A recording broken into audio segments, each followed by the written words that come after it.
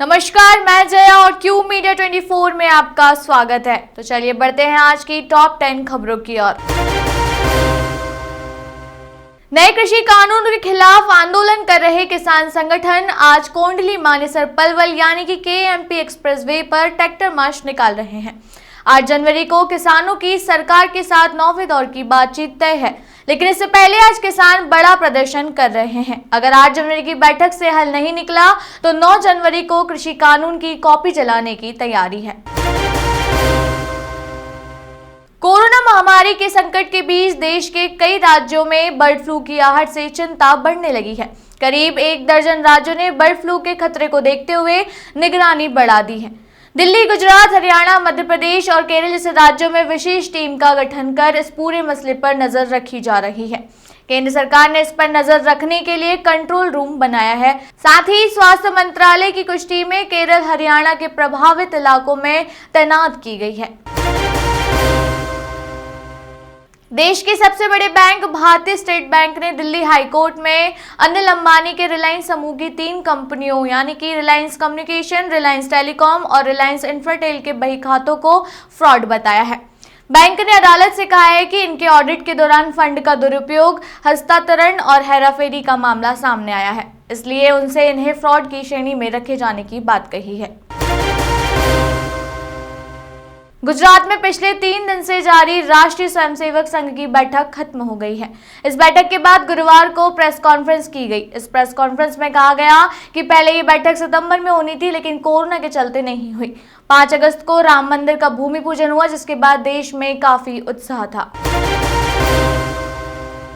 उत्तर प्रदेश के मथुरा जिले के सिविल कोर्ट में भगवान श्री कृष्ण विराजमान की याचिका को स्वीकार अथवा अस्वीकार करने पर अदालत में सुनवाई आज की गई। इसके मद्देनजर कड़ी सुरक्षा व्यवस्था भी की गई। इस दौरान याचिका दाखिल करने वाले अधिवक्ता अदालत में मौजूद रहे। मुख्यमंत्री शिवराज सिंह चौहान ने मंत्रियों के साथ चाय पर चर्चा शुरू कर दी है। मुख्यमंत्री ने आज सुबह चिकित्सा शिक्षा मंत्री विश्वास सारंग को अपने निवास पर चाय पर बुलाया। सारंग ने मुख्यमंत्री को विभाग के रोडमैप की जानकारी दी। बैठक के बाद सारंग ने बताया कि सीएम से चर्चा में तय हुआ है कि मध्य प्रदेश में इज ऑफ हेल्थ सर्विसेज शुरू की जाएंगी। इसके तहत लोगों को समय पर गुणवत्ता इलाज मिलेगा। दिल्ली हाई कोर्ट में एक जनहित याचिका दायर की गई है, जिसमें अभिनेता अमिताभ बच्चन की आवाज में कोविड-19 जागरूकता वाली कॉलर ट्यून को हटाने की मांग की गई है।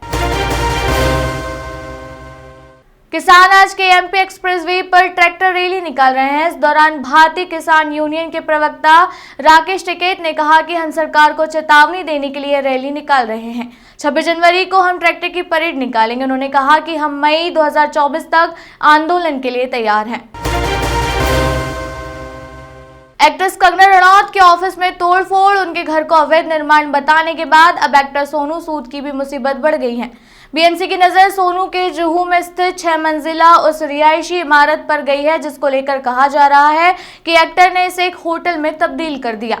बीएमसी की तरफ से सोनू सूद के खिलाफ कानूनी कार्रवाई की गई है। पुलिस में शिकायत दर्ज हो चुकी है और अब मामले की जांच चलेगी।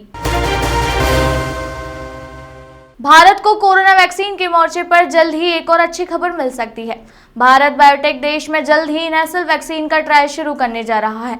नागपुर में इस वैक्सीन के पहले और दूसरे फेज का ट्रायल किया जाएगा। नेसल वैक्सीन को नाक के जरिए दिया जाता है, जबकि अभी तक भारत में जिन 2 वैक्सीन को मंजूरी मिली है वो हाथ पर इंजेक्शन लगाकर दी जाती है।